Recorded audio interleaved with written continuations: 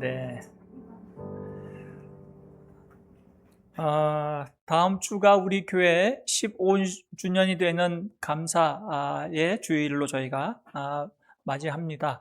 15년 동안 함께 하신 우리 하나님께서 또 앞으로 15년 더 이상 쭉 우리 교회를 통해서 영광 받으시기를 하는 소망을 갖고 저희가 하는 행사 중에 하나가 타임 캡슐을 해보려고 합니다. 미라클 타임 캡슐 이렇게 정해봤습니다. 그래서 여러분들이 이제 나가다 보면 엘리베이터 앞에 여러 가지 이제 종이 편지지 또 봉투 이런 것들이 준비가 되어 있는데 이 타임 캡슐은 2026년도 다음 주일날 저희가 이제 다 모아서 여러분들이 그 함을 준비해 놨습니다. 함에다가 다 넣을 거고요. 그 다음에 주일이 지나면 이제 그 봉에서 딱 막아 놓을 겁니다. 아무도 뜯지 못하도록 딱 막아 놓을 텐데 언제 개봉하느냐? 2031년 6월 15일이 주일입니다. 2031년 6월 15일. 그때까지 다 강권할 줄 아는데 그때 나의 모습이 어떠했으면 좋겠는가? 그때 나의 가족들, 나의 자녀들의 모습이 어떠했으면 좋겠고 우리 가정과 우리 교회, 나의 일터가 어떠했으면 좋겠는가를 여러분들이 한 주간 동안 편지지를 가져가시고 봉투를 가져가셔도 되고 아니면 여러분들이 따로 마련하셔도 됩니다. 기도 제목을 쭉 쓰셔가지고 주님, 나의 삶에 이런 것이 2023년 6월 15일 날 개봉했을 때 이루어지기를 원합니다. 기도 제목을 여러분들이 쭉 쓰시고 내 남편과 아내, 부모님과 내 자녀들의 삶에 이렇게 되기를 원합니다. 여러분들이 쭉 써보시고 그거를 봉투 안에 담으셔서 여러분들이 이름을 쓰셔야 됩니다. 누구 건지 알아야 되니까 이름을 쓰시면 되겠고요. 또 한 가지는 편지를 쓰셔도 됩니다. 5년 후에 나에게 편지를 쓰셔도 되겠고 5년 후에 가족들에게 또 아는 지인에게 여러분들이 편지를 쓰셔서 그때는 이런 모습이겠구나 해서 여러분들이 그때 5년 후의 모습을 그려보면서 편지를 쓰셔도 되겠고요. 혹시 이제 나는 5년 후의 모습을 지금의 모습과 어떻게 다른지 보겠다. 뭐 어떤 사진을 넣으셔도 되겠고 또 다양한 기념이 될 만한 분들도 함에 넣으면 저희가 봉에다가 5년 후에 개봉하도록 하겠습니다.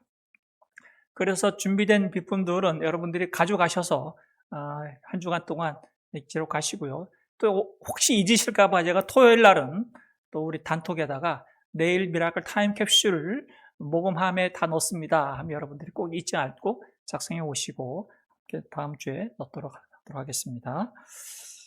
재밌겠죠? 기대가 되죠? 네, 5년 후의 모습은 5년이라고 하는 시간이 굉장히 참 짧습니다. 굉장히 우리 젊은 친구들이 긴 것 같은데 굉장히 짧은 시간인데 그 5년 동안에 많은 일들이 이룰 것을 기대합니다. 네, 학습 세례 교육이 다음 주일 2주간에 걸쳐서 1시에 목회실에 할 수 있겠고요.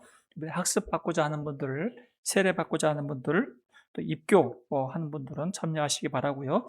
6월 마지막 28일 날은 장로님들과 함께 문답이 있도록 하겠습니다. 네, 박상선 집사님은 1차 항암 치료를 마쳤습니다. 3박 4일.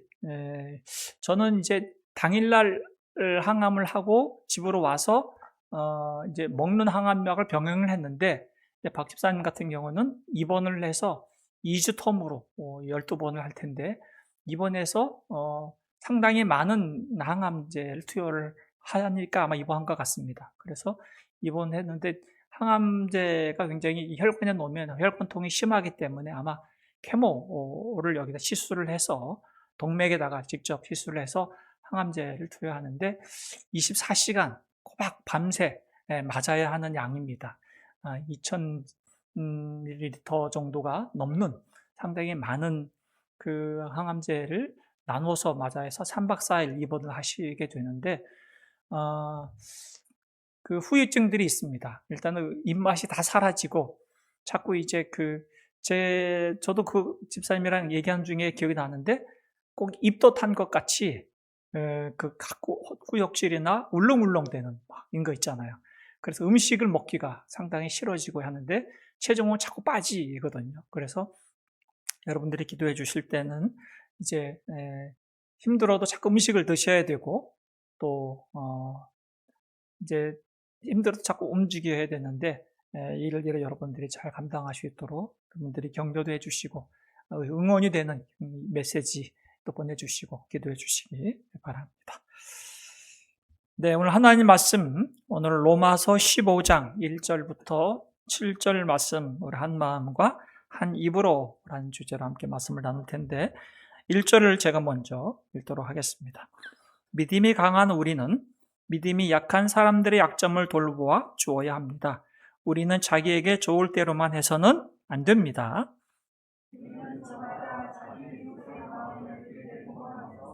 유익을 주고 덕을 세워야 합니다. 그리스도께서도 자기에게 좋을 대로만 하지 않으셨습니다. 성경에 기록하기를 주님을 비방하는 자들의 비방이 내게 떨어졌다 한 것과 같습니다. 무엇이든지 전에 기록한 것은 우리에게 교훈을 주려고 한 것이며 성경이 주는 인내와 위로로서 우리로 하여금 소망을 가지게 하려고 한 것입니다. 인내심과 위로를 주시는 하나님께서 여러분이 그리스도 예수를 본받아 같은 생각을 품게 하시고 한 마음과 한 입으로 하나님 곧 우리 주 예수 그리스도의 아버지께 영광을 돌리게 해주시기를 빕니다. 다 같이요. 그러므로 그리스도께서 하나님의 영광을 드러내시려고 여러분을 받아들이신 것과 같이 여러분도 서로 받아들이십시오. 아멘. 한 300년 전 인물을 제가 먼저 소개를 하려고 합니다. 독일의 귀족이었습니다. 니콜라우스 진젠도르프 백작 이렇게 있는 귀족이었는데 굉장히 부자였고 독일의 귀족이었는데 신실한 크리스찬이었습니다. 근데 그 당시 종교개혁 이후에 로마 캐톨릭으로부터 막 박해를 받는 사람들이 이제 도망하고 피신을 많이 도망가게 됐는데, 이제 아무래도 이제 부자이니까 자기 땅의 일부를 이렇게 난민들이죠. 도망온 사람들이 쉴 수 있는 공간을 마련해 줬습니다. 헤른훗라고 해서 주님이 지켜주신 곳이라고 하는 지명을 하나 만들어 놓고 거기에는 이제 신앙의 자유를 위해서 박해를 피해서 도망온 사람들을 위해서 한 공간을 마련해 주었는데, 거기서 사람들이 이제 참 안심하고 신앙생활을 할 수 있어서 참 좋았는데 얼마 있지 않아서 심각한 문제가 생긴 겁니다. 거기에 도망온 사람들의 신앙을 보니까 어떤 사람들은 칼빈의 영향을 받았어요. 종교개혁자. 어떤 사람들은 종교개혁자 루터의 영향을 받았어요. 칼빈은 프랑스 쪽의 영향이고 루터는 독일의 영향이고, 어떤 사람은 또 제세례파라고 해서 또 다른 신앙의 색깔을 갖고 사람들이 각자 전 유럽에서 한 곳에 모이니까 모여놓고 보니까 세상에 난장판인 거죠. 왜? 성경을 너무나 잘 아는데 신앙은 열심히 있는데 내가 믿는 예수님, 내가 믿는 하나님이 진짜다 그거죠.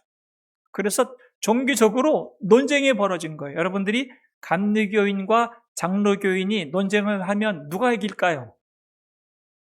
아무도 못 이기겠죠. 논쟁이 끝이 없는 겁니다. 그런 경우가 벌어진 거예요. 이 오늘날 장로교, 감리교, 성결교, 침례교, 순복음 다 한 자리에 모아놓고 성경을 누가 신앙이 더 좋은가, 누가 더 성경적인가 이걸 갖고 이제 서로 갈등이 벌어지고 논쟁이 벌어졌는데, 그 사람이 논쟁하다고 보면 마음이 상하잖아요. 그러니까 이제 파벌이 생긴 거죠. 자기들끼리 모이고 밥 먹고 또 자기들끼리 밥을 먹고 그렇게 되는 거죠. 그러니까 좋은 곳에서 신앙생활을 함께 하자고 모인 그곳이 지옥같이 되어버린 겁니다. 서로 헐뜯고 인상 찌푸리고 하는 거죠. 이런 조합은 하나 되기가 힘들다, 불가능하다 하고 있을 때 놀라운 일이 벌어진 겁니다. 놀라운 일이 벌어진 것은 1927년 8월 13일 그날도 역시 뭐가 있었을까요? 오늘과 같이 성찬식이 있었어요. 성찬식이 있어서 이 성찬 예식에 참여하면서 주님의 떡과 주님의 피를 상징하는 성찬 떡과 잔을 먹고 마시는데, 그들이 그 떡과 잔을 먹고 마시는 중에 예수 그리스도를 본 거예요. 느낀 거예요. 아, 주님이 나를 위해 찢기신 이 살과 흘리신 보혈의 은혜를 경험할 뿐만 아니라 동시에 나만 위한 것이 아니라 내가 그렇게 비난하고 막 손가락질했던 저 형제를 위해서도 우리 주님이 당신의 목숨을 내어 놓으셨구나 하는 것을 거기서 갑자기 깨닫게 되면서부터 막 회개와 눈물의 회개와 용서가 막 일어나게 된 거죠. 그래서 그때 그들이 공동된 고백이 이 말이에요. 나의 신학적인 오름이 도대체 뭐가 중요한가? 나의 전통과 나의 취향이 저 형제를 위해 피 흘리신 예수님의 사랑보다 더 중요하단 말인가? 돌이켜보니까 전혀 그렇지 않거든요. 그래서 그때 그들이 완전히 바뀌게 되고 서로 끌어안고 용서하게 되고 우리가 예수 그리스도 안에서 다르지만 차이는 있지만 그 차이를 더 큰 은혜로 품는 놀라운 변화가 있게 된 겁니다. 그때부터 모라비안이라고 하는 공동체가 생기게 되고 그들이 이후부터 평신도 선교사가 최초로 파송이 돼서 전 세계에 선교 공동체를 세우게 되는 놀라운 기적과 같은 일이 벌어진 것이 딘센도르프 백작에 의한 한 공동체의 이야기입니다. 이게 복음의 놀라운 능력인 거죠. 또 하나 우리나라 얘기를 한번 해보겠습니다. 100년 전에 있었던 얘기입니다. 100년 전에 조덕삼 저분은 이제 그 당시에는 그 전북 김제에는 유지입니다. 유지. 굉장히 땅이 많은 유지고 가장 땅이 많았습니다. 그런 조덕삼이라고 하는 분이었고 또 한 분은 저 경상도에서 먹을 것이 없어서 찾다가 전라도 김제까지 간 이자익이라고 하는 머슴으로 들어갔습니다. 마부로 들어간 거죠. 그러니까 그 당시 1900년도만 1819세기 20세기만 해도 조선시대에는 양반과 쌍놈 이렇게 정해졌단 말이죠. 그죠? 그러니까 조덕삼이라고 하는 유지는 양반 집안이고 이자익은 머슴으로 들어간 거죠. 그러니까 쌍놈으로 종으로 들어간 거죠. 그래서 마부 일을 했단 말이죠. 그런데 한 데이트 선교사님이 그때 오셔서 복음을 전하는 중에 저들이 함께 신기하게 예수님을 다 믿게 된 거죠. 예수님을 믿고 교회가 막 부흥하다 보니까 전북 김제에 교회를 세우겠어요. 그 교회가 금산교회입니다. 금산교회를 세울 때 역시 그 지역에 그래도 넉넉한 집안이 또 재정도 있으니까 조덕삼이라고 한 분이 많은 헌금을 해서 교회를 지었단 말이죠. 그리고 자기 집을 내놓고 예배당을 막 모이게 했는데 교회가 부흥하다 보니까 이제 장로를 세울 때가 된 거죠. 그래서 초대 장로를 세웁시다. 선교사님이 그렇게 해서 장로 투표를 했는데 많은 사람들이 예상하기에는 누가 장로가 될 것 같아요? 조덕삼 이분이 장로가 될 것 같잖아요. 그런데 세상에 누가 장로가 됐냐? 이자익이라고 하는 머슴이 장로가 되고 조덕삼이라는 분은 떨어진 거 장로가 안 된 거예요. 놀라운 일이 벌어진 거죠. 그러니까 평민들의 마음에는 같은 처지의 사람에게 또 신앙생활도 열심히 하니까 투표를 한 것 같아요. 그래서 이자익이라고 하는 머슴이 장로가 된 거죠. 교회가 문을 닫거나 깨지거나 하겠죠. 아니면 당장 넌 나가! 넌 다른 집으로 쫓아내던가 뭐 그럴 텐데 그때 장로가 선출된 그 자리에서 조덕삼이라고 하는 그 성도가 나가서 한 얘기가 오늘 저 얘기입니다. 우리 금산교회 성도님들은 참으로 훌륭한 일을 하셨습니다. 저희 집에서 일하는 이자익 영수, 장로란 뜻입니다. 영수는 저보다 신앙의 열의가 대단합니다. 저는 하나님의 뜻을 받들어 이자익 장로를 잘 받들고 교회를 섬기도록 하겠습니다. 아니 그런 고백을 한 거예요. 그러니까 그 이후에 교회가 분위기가 야 이거 우리 교회 큰일 났다 했다가 분위기가 완전히 바뀌게 된 거죠. 분위기가 바뀌면서 나중에 조덕삼 이분도 장로님이 되셨어요. 장로님이 된 다음에 이 이자익이라고 하는 이 장로를 안 되겠다. 본인보다 나이가 한참 어리니까 우리 교회에 사역자로, 목사로 세워보겠다 해서 평양신학교를 보낼 때 학비며 생활비를 다 내주고 평양신학교를 보내서 목사 안수를 받은 다음에 다시 담임 목사로 그 교회로 청빙해요.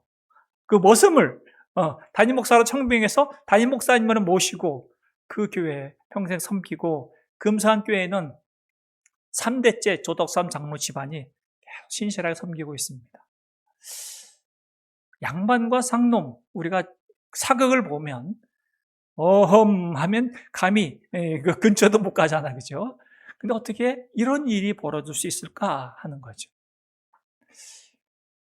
도저히 섞일 수 없는 사람, 함께 할 수 없는 사람이 함께 할 수 있는 곳이 바로 교회입니다. 그래서 교회라고 하는 것이 얼마나 영광스럽고 교회가 이 세상에 있는 사람들이 만들 수 없는 하나님의 작품, 하나님의 선물인지를 오늘 성경은 말하면서 이 교회를 모인 우리들 역시 나와 다르고 때로는 불편하고 때로는 정말 같이 이야기하면 싸움밖에 나지 않는 것 같은 사람일지라도 어떻게 해야 하느냐? 우리 주 예수 그리스도께서 교회를 부르셨구나 하는 것을 오늘 성경을 통해서 확인하길 바랍니다. 오늘 로마서를 읽었는데 로마 교회에 두 부류의 사람이 있었습니다. 한 부류는 유대인들이었습니다. 유대인들이었다가 그리스도인이 된 사람들이죠. 유대인들이었다가 예수 믿는 사람들은 어릴 때부터 율법에 철저히 공부를 했습니다. 그래서 무슨 음식을 먹어야 하는지, 무슨 음식 먹지 말아야 하는지 이런 걸 철저히 율법 교육을 받았고 안식일을 철저히 지켰던 사람입니다. 근데 유대교에 있다가 예수님을 믿어도 역시 말씀을 잘 지켰단 말이죠. 또 한 부류는 나중에 예수 믿는 이방인들이에요. 이탈리아 로마의 지역의 이방인들이 예수님을 믿었는데 그들은 율법을 몰라, 그죠? 성경을 전혀 모를 거 아니에요. 그들은 그러니까 막 황제에게 또 우상에게 바쳤던 제물, 우상 제물이 시장에서 막 고기로 막 팔더라도 그게 무슨 대수야? 그냥 예수님 안에서 모든 게 자유한데 그래서 우상 제물이다 해도 그것도 그냥 개의치 않고 사서 먹고 꼭 주일만 중요한 날도 아니고 모든 날이 중요한 날이지. 그래서 안식일만이 아니라 다른 안식일 지키는 것이 그렇게 크게 중요하지도 않았어요. 이 두 그룹 사이에 갈등이 생길까요, 안 될까요?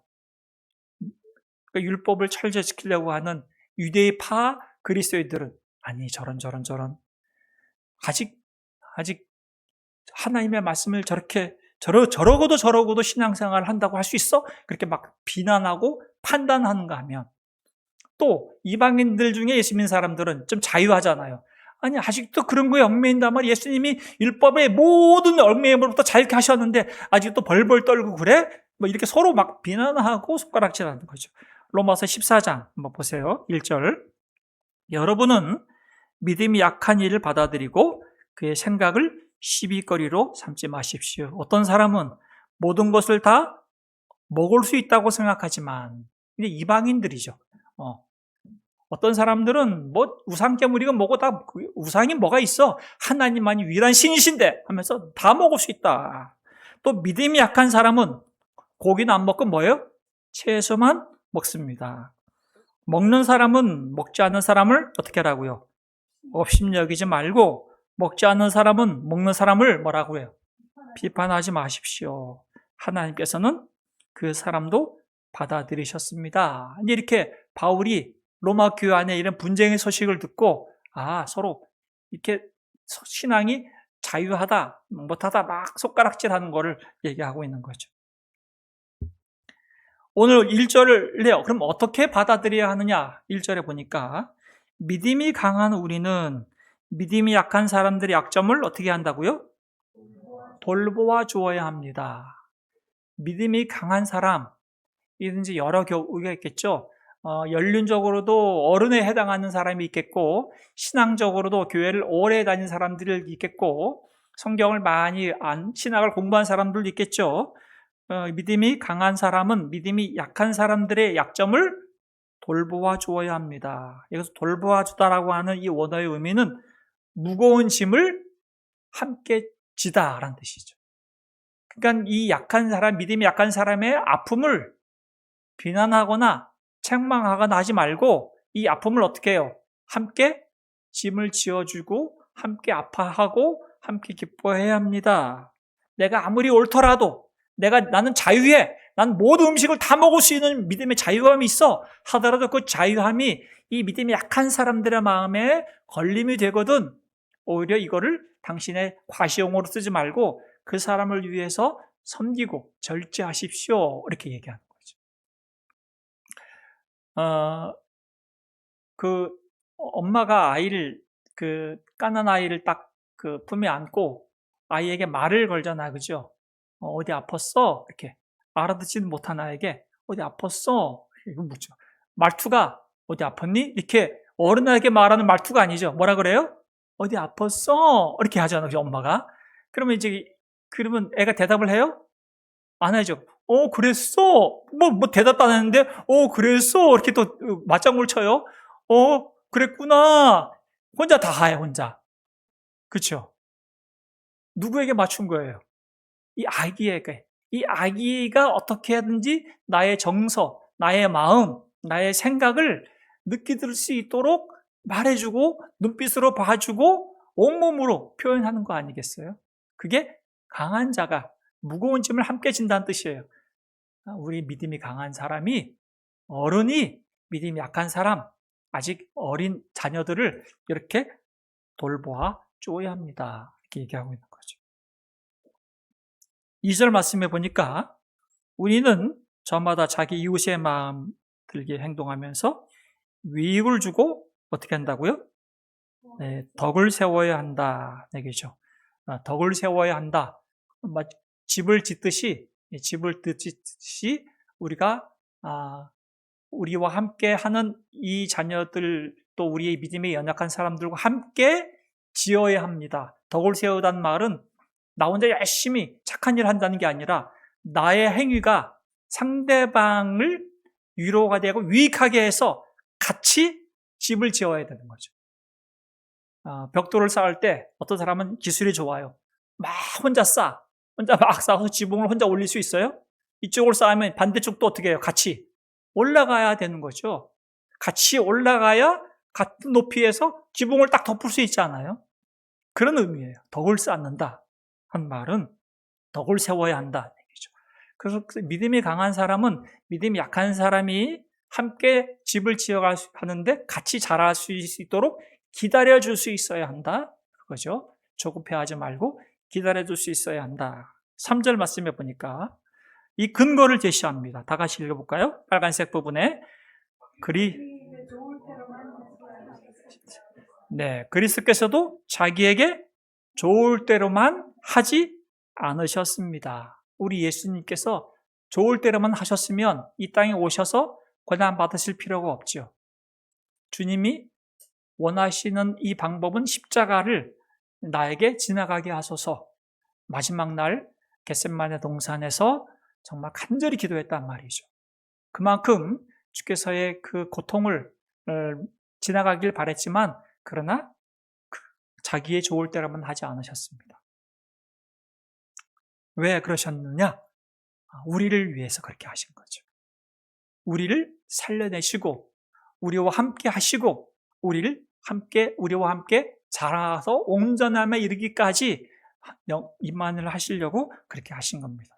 빌립보서 2장에 보니까 여러분 안에 이 마음을 품으십시오. 곧 그리스도 예수의 마음이기도 합니다. 그는 하나님의 모습을 지니셨으나 하나님과 동등함을 당연하게 생각하지 않으시고 오히려 자기를 비워서 종의 모습을 취하시고 사람과 같이 되셨습니다. 적극적으로 취하시고 적극적으로 행하셨다 그 말입니다. 마지 못해 억지로가 아니라 그게 진정한 사랑인 거죠. 자기를 낮추시고 죽기까지 복종하셨으니 곧 십자가에 죽기까지 하셨습니다. 누구를 위해서요? 누구를? 연약한 우리를 위하여서. 그게 교회로 모인 사람들이 잊지 말아야 하는 거죠. 우리가 왜 나와 다른 사람을 비난하거나 판단하지 않고 그를 존중하고 사랑하고 함께 품느냐? 그리스도께서 이렇게 하셨으니 이 주님의 교회에 왔을 때는 나의 모든 기준과 잣대와 나의 고정관념과 생각, 모든 것들을 이보다 앞서서는 안 된다는 것이 교회의 큰 근거, 기초가 되는 것. 어떤 교회는 정치 색깔로 막 싸우기도 하고, 어떤 교회는 지방색으로 막 갈라서기도 해요. 그래서 안주회는 어떤 사람을 그 일꾼을 세운다고 할 때 막 투표를 하기 전에 막 선거 운동을 해요. 야, 그래도 우리 고향 사람이 낫지 않나? 뭐 이렇게 얘기하면서 막 그래도 정치적으로는 야, 뭐 극보수인 사람 또 좌인 사람 있잖아요. 그런 것으로 인해서 사람이 마음이 나눠져 가지고 같이 밥도 안 먹어. 이게 교회일 수 있을까요? 교회는 모든 생각과 나의 신념보다 더 앞선 것, 가장 저변에 깔린 게 뭐냐면 예수 그리스도의 마음인 거죠. 그게 교회예요. 그래서 나랑 정말 안 맞고 달라도 그분이 교회 온 이상 나는 예수님이 저 형제를 위해서 당신이 죽기까지 십자가에서 순종하셨구나 하는 걸 기억하면 그를 받아들이고 사랑하는 거죠. 4절 말씀에 무엇이든지 전에 기록한 것은 우리에게 교훈을 주시려고 한 것이며 성경이 주는 인내와 유로로서 우리와 하여금 소망을 가지게 하려고 하는 것입니다. 성경의 이야기, 과거 구약 성경의 이야기, 구약 이야기를 여러분 가만히 살펴보시면 구약에도 이 다양한 사람들이, 다른 사람들이 한 자리에 모여서 뭔가 하나의 공동체를 세워져 가고 하나님의 나라 이스라엘을 세워왔다는 것이 성경의 이야기죠. 출애굽부터 시작해서 이스라엘이 다윗의 통일을 열 때까지 다윗 집에 모였던 사람들은 똑똑하고 잘난 사람들이 아니에요. 상처받고 버림받고 약하고 병든 자들이 모였단 말이죠. 그 성경은 비료들이다. 그렇게 얘기하죠. 약한 사람들이 모여서 다윗 중심으로 이스라엘의 왕국을 만드는 거죠. 그게 성경의 이야기인 거죠. 어떻게 가능했는가? 하나님이 그 일을 직접 행하시는 거죠. 그럼 어떻게 5절부터의 말씀은 오늘 본문의 중요한 부분이죠. 그리스도 예수를 본받아 어떻게 하라고요? 같은 생각을 품게 하신답니다. 하나님께서 우리에게 같은 생각을 품게 하세요. 누구를 본받아서? 그리스도 예수를 본받아. 우리는 모델이 있어요. 우리에는 교과서가 있단 말이죠. 각자 자기 소견이 아니라 예수님의 마음, 예수님을 딱 본받도록 주께서 역사 속에 딱 세워놓으셨어요. 그분의 생애가 복음서 성경 안에 있단 말이죠.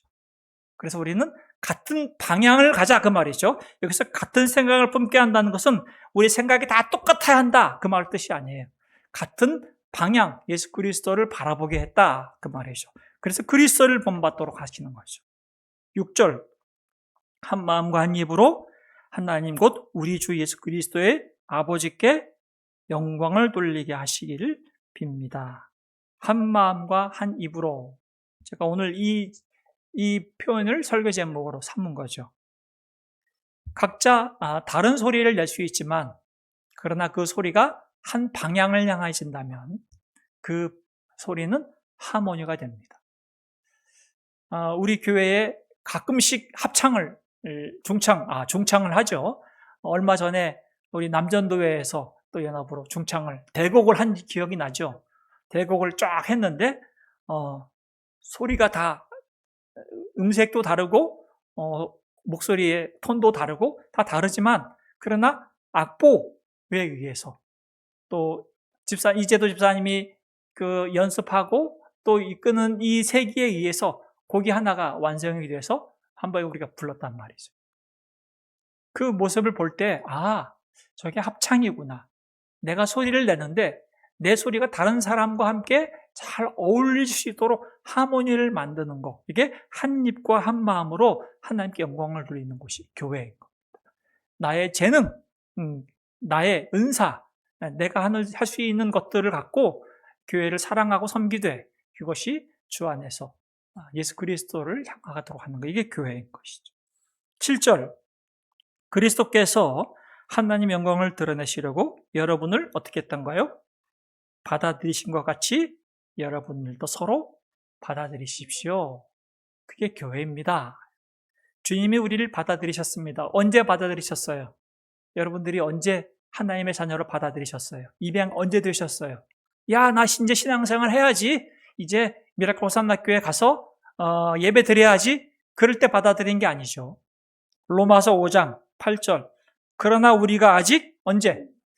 죄인 되었을 때 그리스도께서 우리를 위하여 죽으셨다. 우리가 아직 뭔가 의로운 생각, 소통만큼부터 하지 않았을 때, 아주 하나님과 멀리 있을 때, 그때 주님께서 우리를 위해 죽으시면서 우리를 입양하시고 받아들이셨다.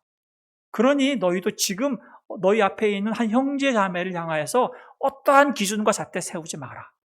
그가 비록 허물이 많고 약하다 할지라도 있는 모습 그대로 받아들이는 것, 이것이 교회다. 이렇게 얘기하고. 그러니 세상에서 이런 공동체가 없는 겁니다. 유튜브에 여러분들이 아무리 봐도 알고리즘에 이런 공동체 뜨는 거 봤어요?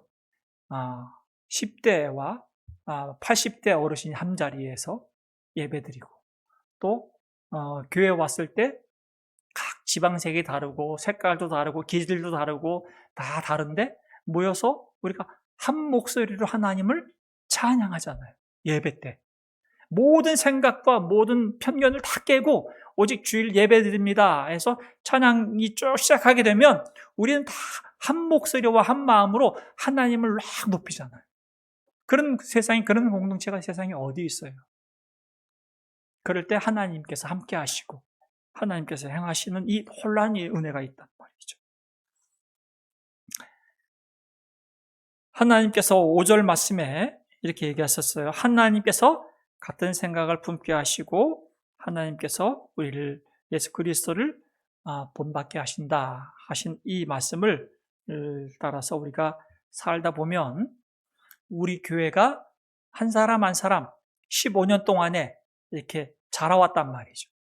우리 자녀들이 키만 자란 게 아니라 우리 자녀들이 생각도 잘하고 믿음도 잘하는데 이 자람이 때로는 우리 생각 같지 않아서 내 기대치만큼 안 돼서 또 내 그림과 달라서 혼란스러울 수 있지만 그런 우리 주님께서 지금 향하고 계십니다. 우리의 방향은 에베소서 4장에 잘 나와 있습니다. 같이 함께 읽어보겠습니다. 그리하여 우리 모두가 하나님의 아들을 믿는 일과 아는 일에 하나가 되고 온전한 사람이 되어서 그리스도의 충만하심의 경지에 이르기까지 다다라야 됩니다. 우리는 더 이상 더 어린 아이로 있어서는 안 됩니다. 우리는 인간의 속임수나 간교한 술수에 빠져서 온갖 교훈의 풍조에 흔들리거나 이리저리 밀려다니지 말아야 합니다. 우리는 사랑으로 진리를 말하고 살면서 모든 면에서 자라나서 머리가 되시는 그리스도에게까지 다다라야 합니다. 우리 교회는 모여서 그냥 우리끼리 친목하려고 하는 것이 아니라 주님의 큰 뜻이 계세요. 주님의 그림을 갖고 계신단 말이죠. 하나님께서는 이 교회로 모인 우리들을 예수 그리스도 그분의 아들에 이르기까지 우리가 서로 연합이 돼서 서로 약한 부분들을 세워주고 지지해주고 보완해주고 끌어주고 밀어주고 해서 서로 성장하고 자라게 하시는 거죠. 그게 교회인 겁니다. 신앙생활을 오래 할수록 우리는 주님의 마음이 우리 안에 자연스럽게 품어지게 되고 또 연약한 사람을 보게 되면 주님의 마음처럼 사랑으로 그를 받아들이고 섬겨주는 그 마음이 교회의 아름다운 모습이 되는 거죠. 우리 교회가 15년 됐지만 앞으로의 모습이 더 기대가 됩니다. 여러분들의 마음에 정말 따뜻함, 우리 예수님의 마음으로 충만해져서 교회에 와서 서로가 우리 안에서 예수님의 성품과 예수님의 온전함에 이르게 되는 그 성장이 우리 안에 열매로 풍성히 맺는 모든 우리 가정들과 미라클 가족들이 되기를 주의 이름으로 축복합니다. 우리 함께 찬양하겠습니다. 보소서 주님, 네.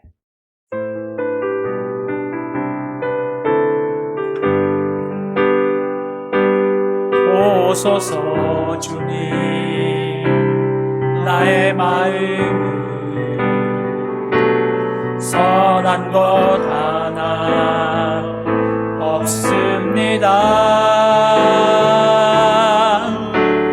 그러나 내 모든 것 주께 드립니다. 사랑으로 와누시고 날 새롭게 하소서. 주님 마음 내게 주소서. 내 아버지 주님 마음 내게 주소서. 나를 향하신 주님의 뜻이 이루어지도록 주님 마음 내게 처음부터 함께 다시 불러 묵과에 보소서. 보소서 주님 나의 마음 선한 것 하나 없습니다. 그러나 내 모든 것 주께 드립니다. 사랑으로 안으시고 날 새롭게 하소서. 날 새롭게 하소서. 주님 마음 내게 주소서. 내 아버지 주님 마음 내게 주소서.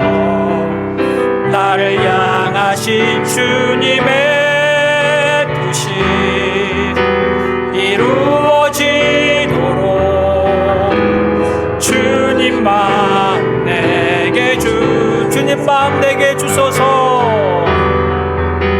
주님 마음 내게 내가 원하는 한 가지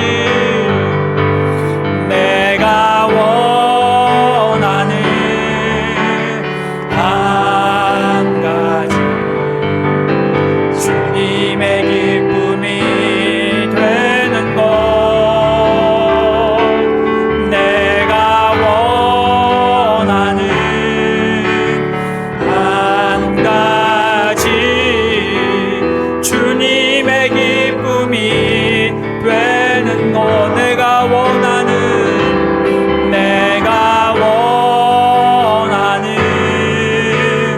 한 가지 주님의 기쁨